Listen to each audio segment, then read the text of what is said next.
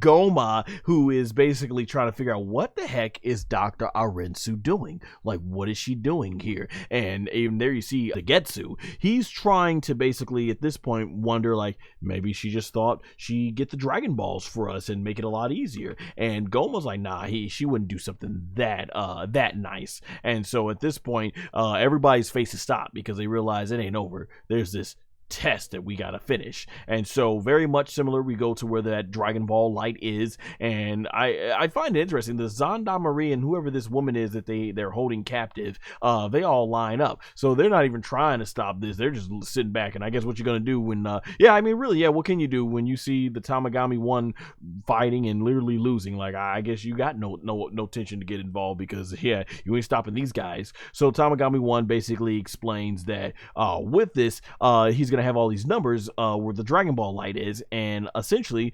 Majin Du here is gonna have to figure out what's the numbers. He's gonna see them all coming around here. They're all gonna appear, and they're gonna be going at lightning fast speeds, and that's how you see most of them are going there, and they start forming these numbers right here. And so Majin Ku, pay attention, he's doing a very good job of looking at all of this, and the numbers, they start forming even more numbers, and Dr. Arensu's like, I'm not following along here. More numbers, they appear from here. And this is where, once again, we're being shown that another eye shot. This is the 10th or 11th one in this episode. So Majin Ku, he is basically looking right here very closely. And from here, you see the question marks. And this is where Tamagami 1 is like, okay, it's time for you to guess. And Majin Du's like, oh, he doesn't know what to do. And you see very much, I thought, interesting enough, just like Pansy when Goku had to go through his test, Dr. Arensu was like, that's impossible. I couldn't even see what it is. What type of rip-off trick is this? So you actually beat the Tamagami and you got to figure this out, which I don't really understand either. Like, just because you're a great fighter, you might not be the best at all these math tricks, right? Likewise, just because you're very good at math, you might not be the best fighter, right? So but this is what is needed. And so he's asking, how much is there? And I just love how gestural Tamagami 1 is, like, how what is it? What is it? And so Majin Ku, he out here, he whispers he goes out and whispers, and I had to write the number down because ain't no way I was gonna remember this number. So here in my notes I'm looking, he whispers 683,775,029 is the number.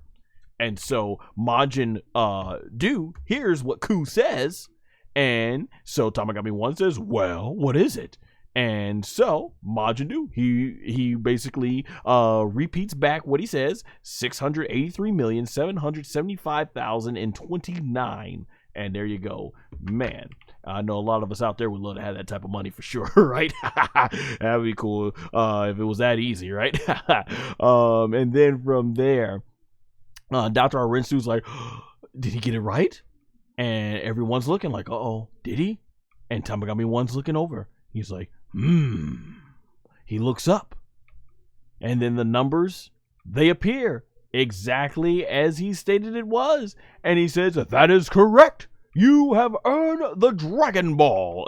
And everybody's celebrating quickly, but Dr. Arensu's like, oh. And once again, I love, if you look at the back shot, that lady, she does not care about any of this. I don't know what they've done with this poor lady, but everyone else there, they're like, oh, that was cool. We just witnessed the fight of the century. Wow. And he pulled off the upset. And Dr. Arensu is completely happy. And there's Majin Ku. He's smiling, so proud of himself. And from there, Tamagami 1, he takes the Dragon Ball out and hands it over to Majin Du.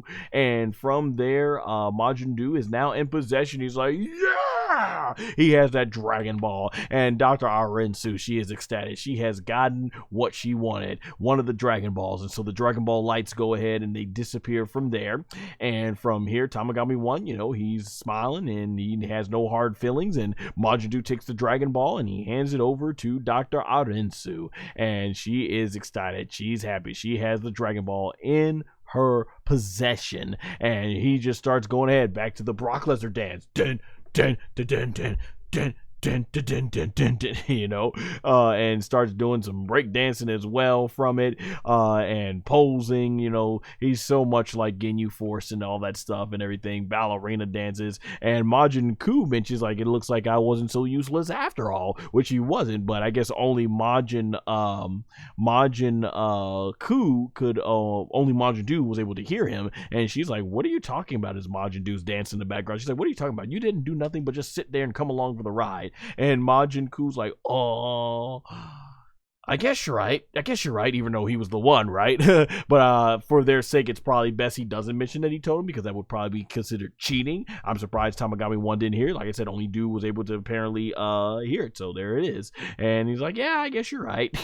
But yeah, it's a good thing. I love it. And Toriyama's such a master at doing this. He did it so well with Mark Satan, who a lot of people will know if they watch it on Toonami is Hercule Satan. But he was very good making weak characters become very useful. So Toriyama was always really good at that, and I love even more so how he's done Majin Ku. You know I ragged on the character and everything, having some fun and jokes and stuff, saying that, you know, he looked like a fusion or a love child of Pai Kuhan, aka Pai Khan, and the Saibai Man, and Majin, what was it, and Kid Buu and everything, but I was just bragging. And yeah, I said he looks whack, but that's the thing though. Majin Ku was designed to look whack because he's a wacky type of character. Toriyama didn't design him to be taken serious, and so because he is not a main villain, this character really works well. The design works really well. So I just wanted to make sure I emphasize that yes, I have.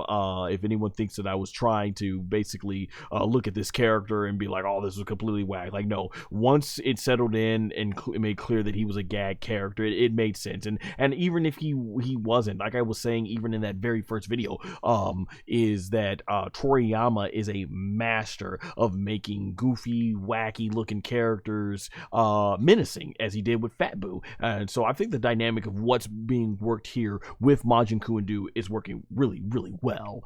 And so you have Goma here. He is livid because now 2 of the Dragon Balls is not in his possession, and he sees, there you go, Dr. Arensu like she's a proud mother leaving home with her boys because one of her boys at least took home the big trophy prize. And like I said, Degetsu, he was just trying to figure out what is going on here, and Goma's like, "Turn back to the other fight. Surely they won't get it against Tamagami 2." So we get right back to that fight, and oh boy, the biggest thing that this episode was known for. So let's get back into this.